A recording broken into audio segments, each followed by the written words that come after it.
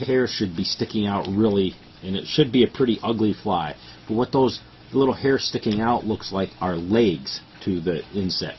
So it's very important to, I always try to keep my flies as ugly as possible. If it looks good to me, it probably doesn't look good to the fish. So that's, you know, that's one of my rules. But you may like pretty flies. So let's get started. I'm going to place a size 12 hook in my vise and make it level. We're going to start by wrapping the tying thread over itself to secure it. We're going to go all the way down to the bend of the hook.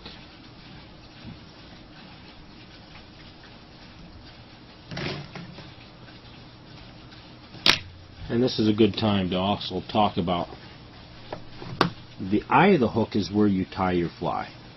That's right here. This is the shank from here down to where it starts to bend. The bend is where it bends. Then this hook has a barb on it, which is right in here, and a point. Okay? So a lot of times when you tie flies, your measurements are in proportion to the shape and size of the hook. Okay? Now, what I'm going to do is take some of my non-toxic lead wire and wrap it around the hook, shank, about like so, and then I'm going to nip it here and push that down nice and tight. I'm going to nip it at the other end and make sure that piece is nice and tight. And I'm going to wrap thread back over that. Okay? And you can go pretty quick here and just make sure it's nice and secure. Okay, that helps hold the fly together and it keeps the lead from coming loose and going all over the place. So once we get that on there nice and tight, bring this back to the bend of the hook and let that hang down. Now we're going to take our hare's ear mask. We're going to cut out some of these fibers here for the tail.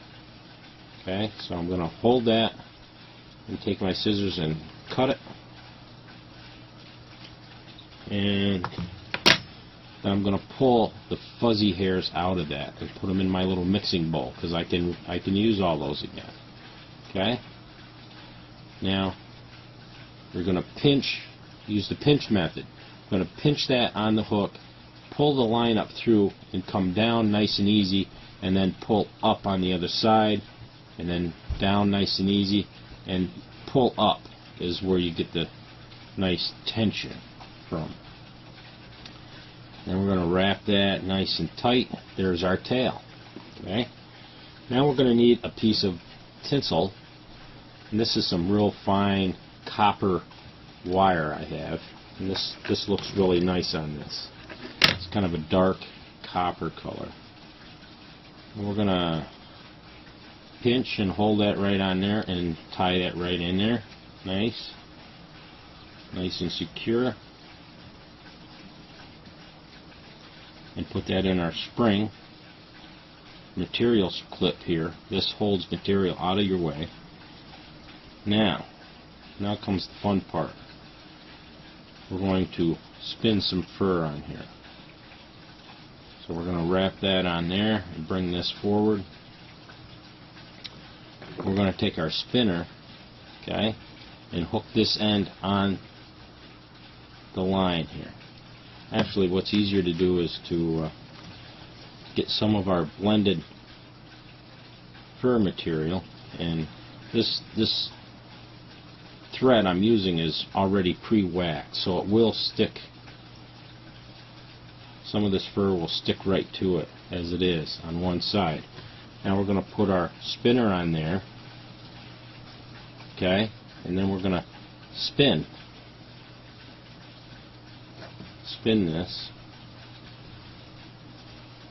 and depending on how much you spin it is how tight it goes on. Okay,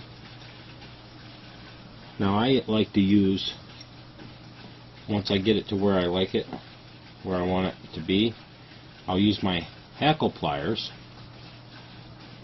to hold the thread. Okay? Put my hackle pliers on there to hold the thread in place. Whoops. And then I can wrap it. Now I can wrap it right around that hook, get it nice and tight, and this forms the body, and you see how those hairs are sticking out all over the place. That's good. That's what you want.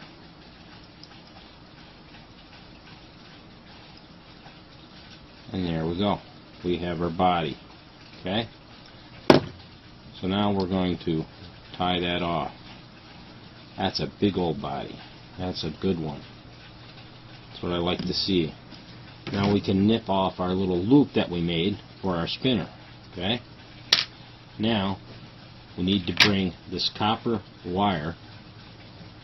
You can wrap it either way. Some people like to counter wrap it, and I like to wrap it the same way so that it goes right down inside of it and makes a nice rib so it looks like a real segmented body. And we're going to wrap that off. Nice. There we go. Now, back to our turkey quill. Cut a little piece out of there. No, I don't like that one. Let's take this one right here. Let's cut a piece right out of there and pull that off. Remember, that's lacquered, and we want to size it. We don't want it too thick. About 1/4 of an inch maybe is pretty good size. And that's our wing case. We're going to tie that on facing backwards.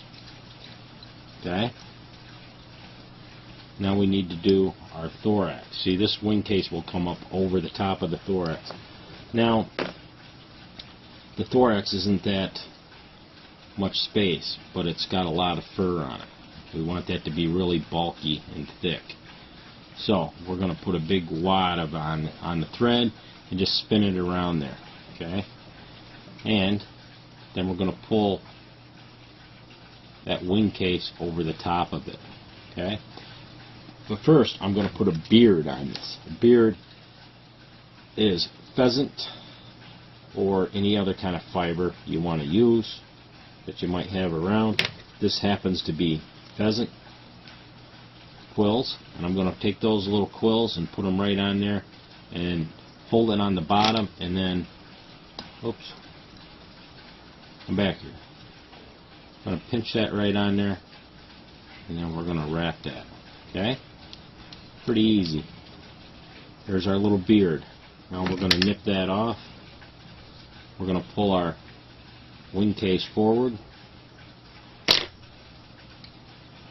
and nice and easy around, and then tighten it.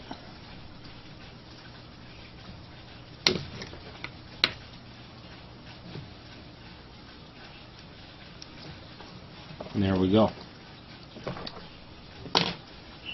Now we'll do a quick whip finish around there, and the way I like to do it is to just go a couple of times around and bring the thread around and over, and that's all I do.